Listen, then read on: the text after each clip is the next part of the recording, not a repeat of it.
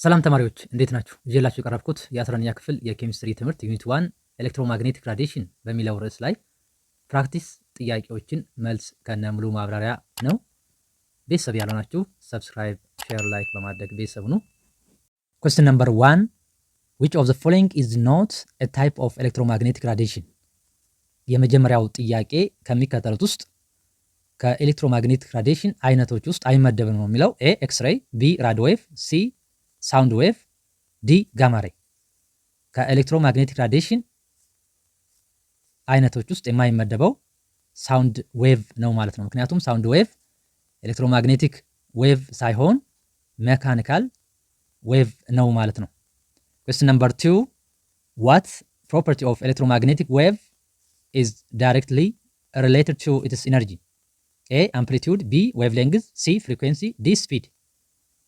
ሁለተኛው ጥያቄ ደግሞ ከኤሌክትሮማግኔቲክ ዌቭ ባህሪያት ውስጥ ከኢነርጂ ጋር ቀጥተኛ ግንኙነት ያለው የትኛው ነው የሚለው ፍሪኩዌንሲ ነው ማለት ነው። ምክንያቱም ፍሪኩዌንሲ እና ኢነርጂ ቀጥተኛ ግንኙነት አላቸው ማለት ነው። ዳይሬክትሊ ፕሮፖርሽናል ናቸው። ምክንያቱም ፍሪኩዌንሲ ሲጨምር ኢነርጂ ይጨምራል ማለት ነው።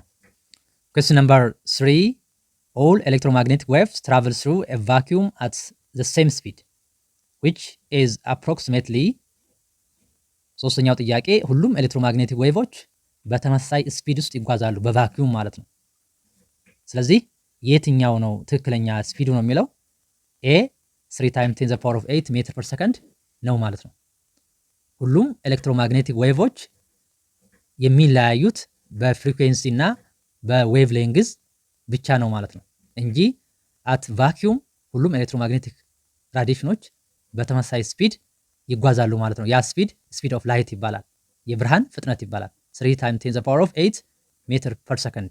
ይሄ ስፒድ ኢተለዋዋጭ ነው ወይም ደግሞ ኮንስታንት ነው ማለት ነው። Question number 4 which type of electromagnetic wave has the longest wavelength and lowest frequency? A gamma ray, B radio wave, C ultraviolet, D infrared። አራተኛ ጥያቄ ደግሞ ከሚከተሉት ኤሌክትሮማግኔቲክ ዌቭ አይነቶች ውስጥ ከፍተኛ ዌቭ ሌንግዝ እና ዝቅተኛ ፍሪኩዌንሲ ያለው የትኛው ነው የሚለው ራዲዮ ዌቭ ዝቅተኛ የሆነ ፍሪኩዌንሲ እና ከፍተኛ ዌቭ ሌንግዝ ይኖረዋል ማለት ነው። በዌቭ ሌንግዝ ለምሳሌ ከትንሽ ወደ ትልቅ ስናስቀምጥ ማለት ነው። ጋማሬ ዝቅተኛ የሆነ ዌቭ ሌንግዝ ይኖረዋል። ከዛ በኋላ አልትራቫዮሌት፣ ኢንፍራድ፣ ራዲዮ ዌቭ። ስለዚህ ራዲዮ ዌቭ ከፍተኛ የሆነ ዌቭ ሌንግዝ አለው፣ ዝቅተኛ ፍሪኩዌንሲ ያለው ማለት ነው። ጋማሬ ደግሞ ከፍተኛ የሆነ ፍሪኩዌንሲ ያለው፣ ዝቅተኛ ዌቭ ሌንግዝ ይኖረዋል ማለት ነው። Question number 5 the range of all types of electromagnetic radiation ordered by frequency and wavelength is called A light spectrum, B electromagnetic spectrum, C photo range, D radiation scale። ይሄ ኤሌክትሮማግኔቲክ ስፔክትረም ይባላል።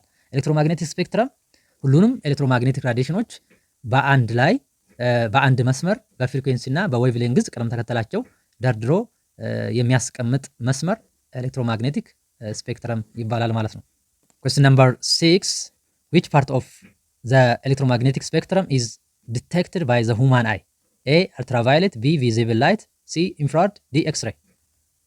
ስድስተኛ ጥያቄ ከሚከተሉት ኤሌክትሮማግኔቲክ ስፔክትረም ውስጥ በሁማን አይ በሰው ልጅ አይን ዲቴክት ሊታይ የሚችለው የትኛው ነው የሚለው ይሄ ቪዚብል ላይት የሚለው ትክክለኛ መልስ ይሆናል ማለት ነው። ቪዚብል ላይት እነዚህን 7 ቀለማቶች የያዘ ነው ማለት ነው። ቪቪ ጊዮር ብላችሁ ማየት ትችላላችሁ። እነዚህ ቪዚብል ላይት በሁማን አይ ዲቴክት መሆን ይችላሉ ማለት ነው። ሌሎቹ ግን ዲቴክት መሆን አይችሉም ማለት ነው።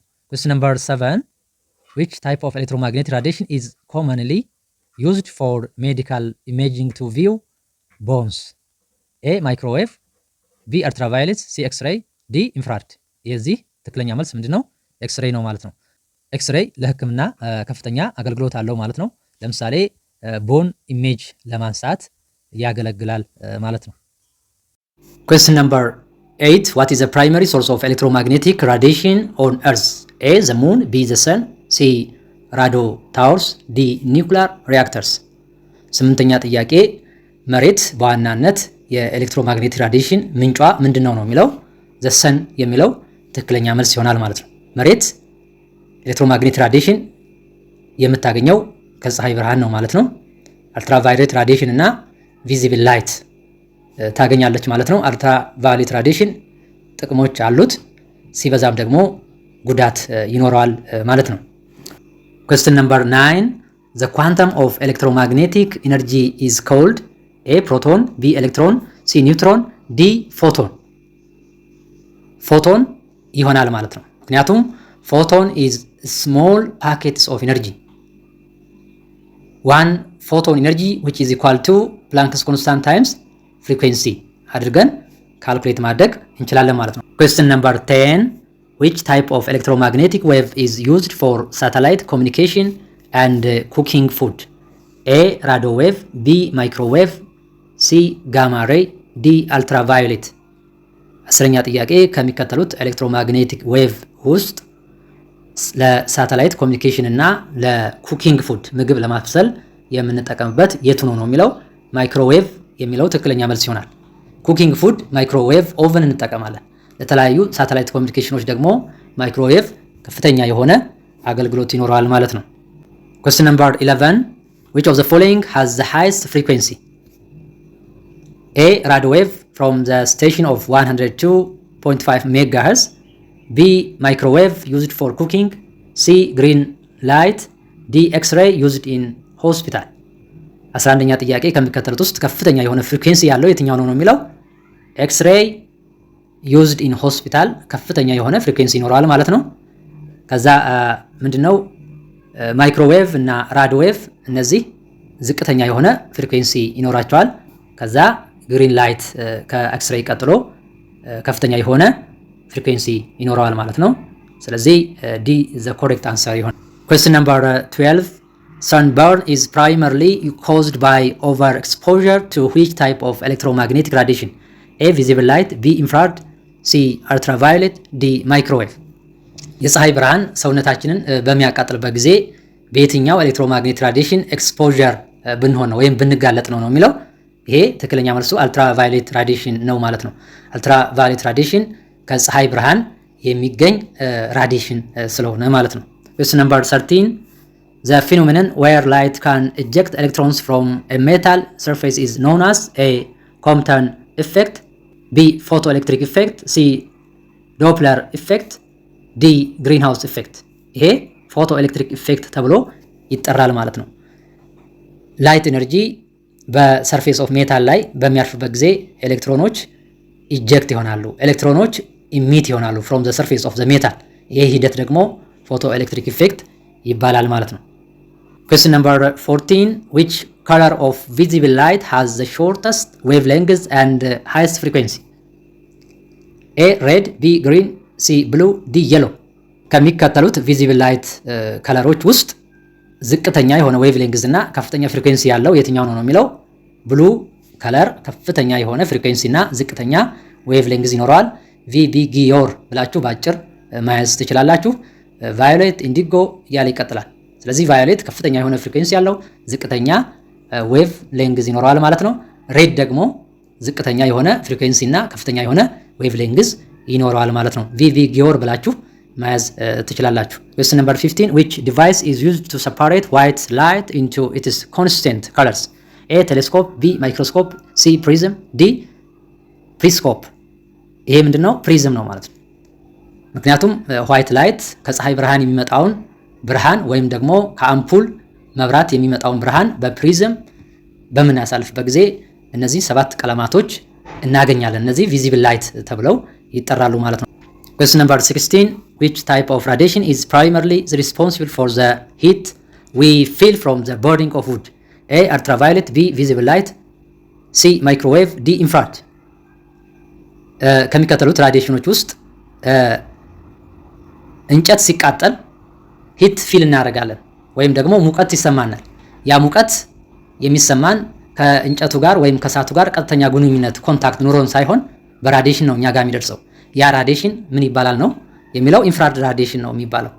question number 17 ozone in the earth's upper atmosphere is crucial because it absorbs much of the incoming a infrared radiation, b radio waves, c ultraviolet radiation, d visible light። 17ኛ ጥያቄ ኦዞን በመሬት አፐር አትሞስፌር ላይ የሚገኝ ነው።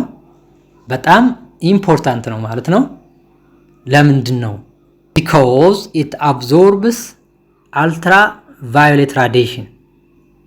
ኦዞን የኦዞን ንጣፍ በአፐር አትሞስፌር ላይ ከፍተኛ ከሆነ አልትራቫዮሌት ራዲዬሽን ከፀሐይ ብርሃን የሚመጣውን አልትራቫዮሌት ራዲዬሽን አብዞርቭ ያደርጋል፣ እዛው ትራፕ ያደርጋል ማለት ነው። ስለዚህ የዓለም የሙቀት መጠን እንዳይጨምር ያደርጋል። አልትራቫዮሌት ራዲዬሽን ደግሞ ሙሉ በሙሉ መሬት ከደረሰ ለህይወት ላላቸው ነገሮች አደገኛ ነው ማለት ነው። ስለዚህ አልትራቫዮሌት ራዲዬሽን በመጠኑም ሲሆን ኢምፖርታንት ነው። በከፍተኛ ደረጃ ደግሞ መሬት ላይ ከደረሰ ህይወት ላላቸው ነገሮች አደገኛ ራዲዬሽን ነው ማለት ነው። Question number 18. In the wave model of light, the distance between two successive crests is called A frequency, B amplitude, C wavelength, D trough. In the wave model of light, በሁለቱ ተከታታይ ክረስቶች መካከል ያለው ርቀት ምን ይባላል? ዌቭ ሌንግዝ ይባላል ማለት ነው። Question number 19. Which statement best describes the dual nature of electromagnetic radiation? A. It behaves only as a wave. B. It behaves only as a particle. C. It behaves as both a wave and a particle. D. Its behavior is unpredictable. 19ኛ ጥያቄ ከሚከተሉት አረፍተ ነገሮች ውስጥ dual nature of electromagnetic radiation በትክክል የሚገልጸው የትኛው ነው የሚለው dual ማለት ሁለት ማለት ነው። ስለዚህ የዚህ ትክክለኛ መልሱ C. It behaves as both a wave and particle nature የሚለው ትክክለኛ መልስ ይሆናል ማለት ነው። እስከ 18ኛው ክፍለ ዘመን መጨረሻ ድረስ ኤሌክትሮማግኔቲክ ራዲዬሽን ዌቭ ኔቸር ፕሮፐርቲ ብቻ ይኖረዋል ተብሎ ይታሰብ ነበር ማለት ነው። ነገር ግን በ20ኛው ክፍለ ዘመን መጀመሪያ አካባቢ ላይ በ1900 ማክስ ፕላንክ ኳንተም ቲዮሪን ይዞ ብቅ አለ ማለት ነው። ስለዚህ ማክስ ፕላንክ ምንድነው ያለው? ኤሌክትሮማግኔቲክ ራዲዬሽን ዌቭ ኔቸር ፕሮፐርቲ ብቻ ሳይሆን ፓርቲክል ኔቸር ፕሮፐርቲም ይኖረዋል። Question number 20. Which type of electromagnetic wave is used in TV remote controls? A. X-ray, B. gamma rays, C. infrared, D. ultraviolet. 20ኛ ጥያቄ ከሚከተሉት ኤሌክትሮማግኔቲክ ዌቭ ውስጥ ለቲቪ ሪሞት ኮንትሮል የሚያገለግለው የትኛው ነው የሚለው ኢንፍራድ የሚባለው ኤሌክትሮማግኔቲክ ራዲዬሽን ወይም ደግሞ ኤሌክትሮማግኔቲክ ዌቭ ለቲቪ ሪሞት ኮንትሮል ያገለግላል ማለት ነው። ለዛሬ ያስኩላችሁን ጥያቄዎች በዚሁ ጨርሻለሁ። ለሚቀጥለው ካልኩሌሽን ፓርቱን ይዤላችሁ ቀርባለሁ። እስከዛው ድረስ ቸር ሰንብቱ። ስለተከታተላችሁኝ በጣም አድርጌ አመሰግናለሁ።